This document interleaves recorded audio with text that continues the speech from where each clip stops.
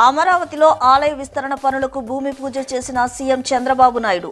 వెంకటేశ్వర స్వామికి అప్రదిష్ట తెచ్చే పని ఎప్పుడూ చేయనివ్వనని స్పష్టీకరణ.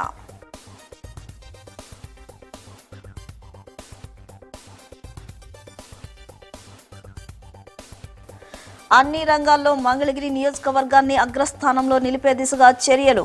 స్థానిక శివాలయం వద్ద ఆధునీకరించిన మోడల్ పబ్లిక్ లైబ్రరీని ప్రారంభించిన మంత్రి నారా లోకేష్.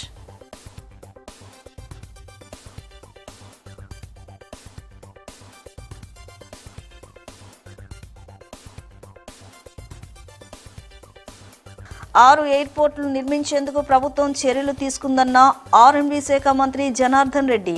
దేశంలోనే అత్యుత్తమ మౌలిక సదుపాయాలు కల్పించే రాష్ట్రంగా అభివృద్ధి చేస్తున్నామని వెల్లడి.